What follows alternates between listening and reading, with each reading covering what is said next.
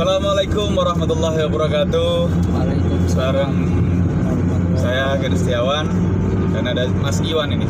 Iya, Hari ini kita di Bandar Lampung, tepatnya lagi di tol nih, tol Sumatera, mau ke Way Kanan. Oh ya, perkenalkan nih, Mas Iwan ini sahabat kita dari Jakarta. Ya, nama saya Iwan. Saya adalah Lahir di Tegal ya, Mas ya? di Tegal ya. Domisili Jakarta. Nah, Mas Iwan ini kisahnya seperti saya, teman-teman. Jadi pernah masuk, kalau saya di NII.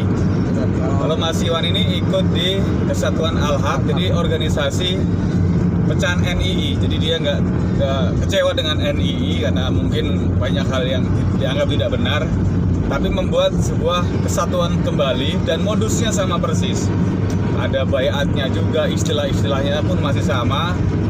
Dia juga sama seperti NII, dia anti terhadap Pancasila karena doktrinnya sama bahwa Pancasila itu dianggap berhala.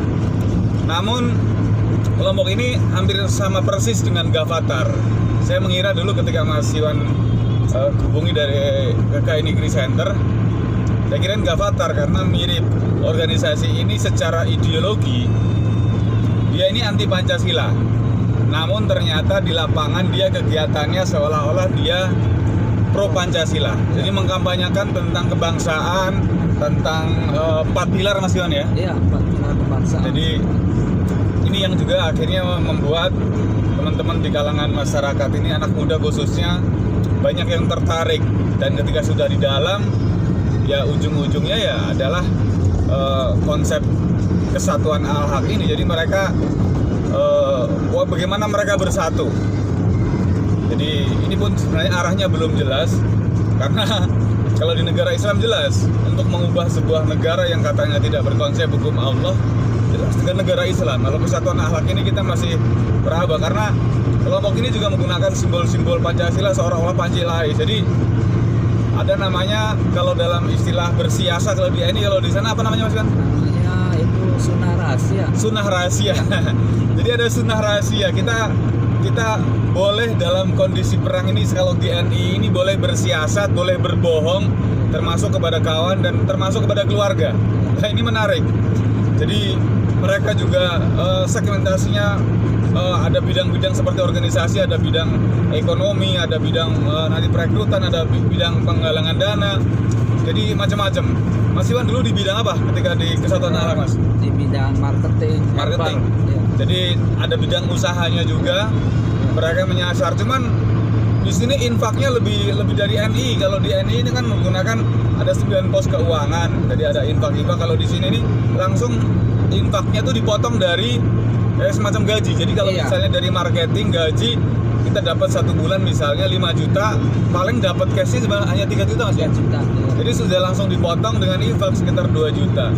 Jadi semakin besar penghasilan kita juga, nanti infaknya pun akan semakin besar. Iya.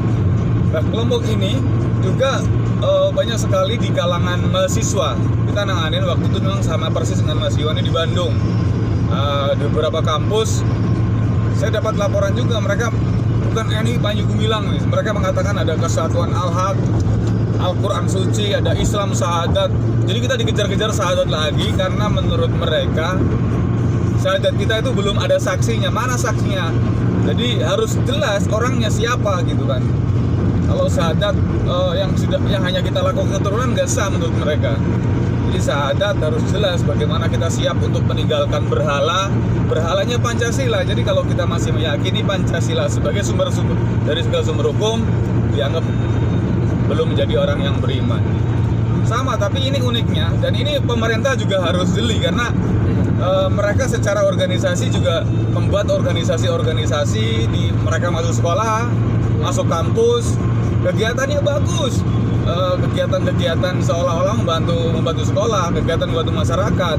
Tapi ujungnya ternyata ada sebuah perekrutan untuk kelompok-kelompok yang kita anggap sudah termasuk ideologi radikal.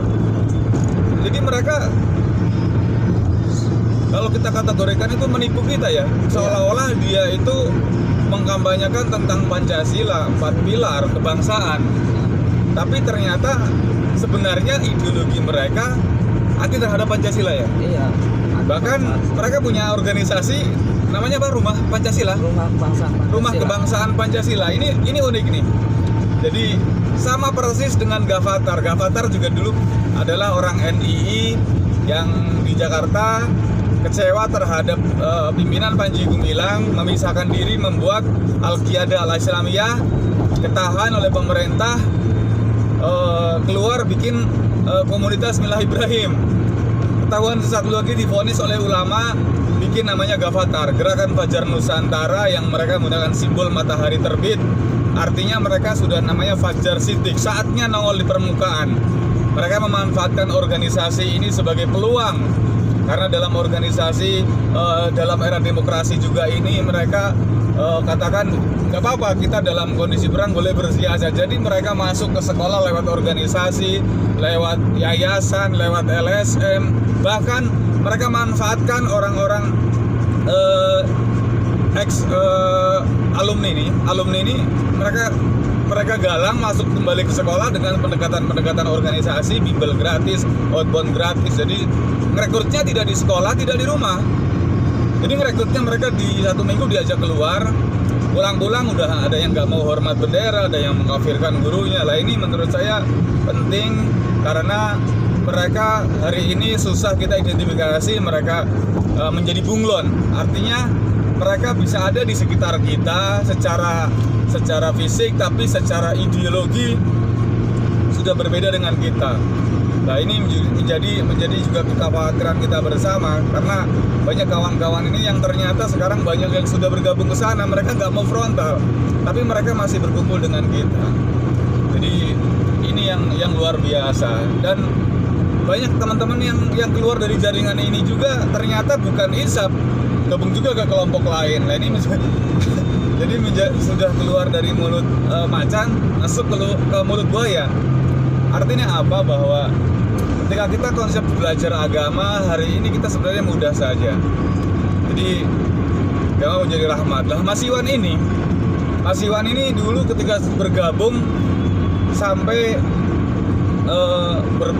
berbohong kepada orang tua, sampai orang tuanya meninggal pun Mas Iwan masih bergabung di sini. Dua orang tuanya meninggal semuanya. Bahkan yang paling menurut saya ini apa ya? Mas Iwan ini ketika bergabung dengan istrinya dan ketika menyatakan untuk keluar, mendapatkan ancaman intervensi dari kawan-kawan itu karena luar biasa. Sampai dalam kondisi hamil pun istrinya sampai sakit-sakitan, melahirkan anaknya 4 bulan ya? Iya.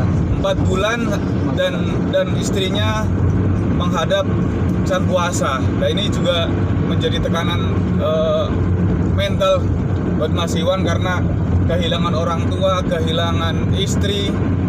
Jadi suatu pengorbanan yang luar biasa. Dan akhirnya Mas Iwan kontak kita ke NII Center dan bilang banyak sekali kasus yang serupa, tapi kita tetap dampingin Mas Iwan ini.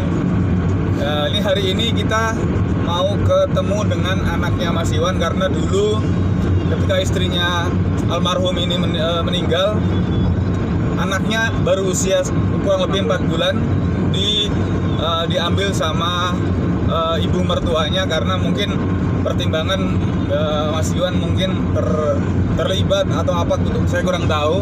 Tapi intinya mungkin karena ya lebih mengambil hak karena anaknya sudah meninggal, jadi udah sama cucunya juga nggak apa-apa, biar seolah-olah juga bisa ketemu dengan anaknya tapi merawat cucunya ini. Dan Mas Iwan ini sudah sekitar 2 tahun nggak ketemu Mas ya? Iya. 2 tahun nggak ketemu sama anaknya. Mohon doanya semoga bisa ketemu, dan rencana Mas Iwan mau mengambil anaknya, maksudnya biar diasuh.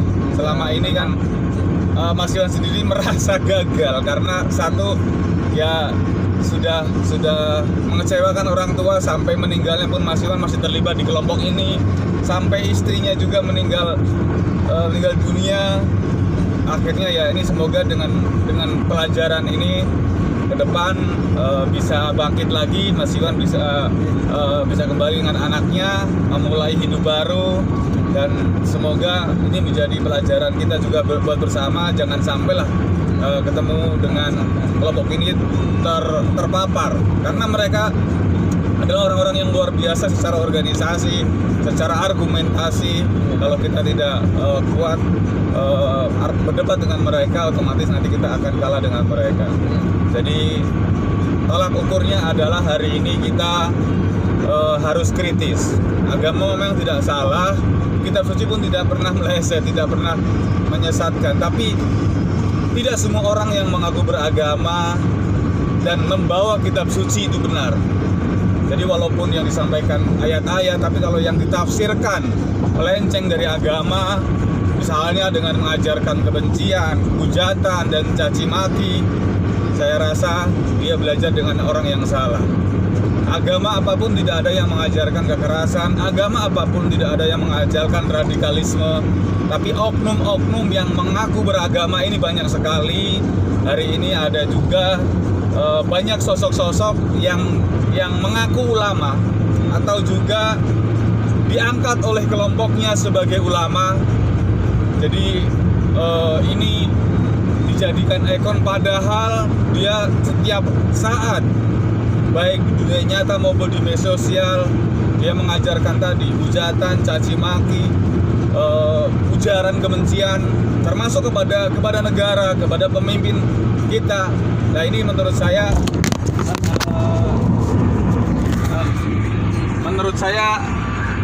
harus kita kritisi. Islam itu rahmatan lil alamin. Jadi kalau kita belajar agama, paling tidak harus kita tersenyum dan membuat orang tersenyum. Jadi kalau kita menjadi pemarah, berarti kita belajar dengan orang yang salah. Itu saja. Ini karena tadi ada gejlogan, sempat HP-nya jatuh dari ini dashboard. Jadi begitu ya, teman-teman. Waspada, tapi jangan sampai fobia. Jadi jangan sampai kita juga jauh dari agama, karena ketika jauh dari agama otomatis dekat dengan pergaulan bebas, narkoba dan lain sebagainya. Jadi kita waspada tapi jangan sampai fobia. Oke, terima kasih. Assalamualaikum warahmatullahi wabarakatuh.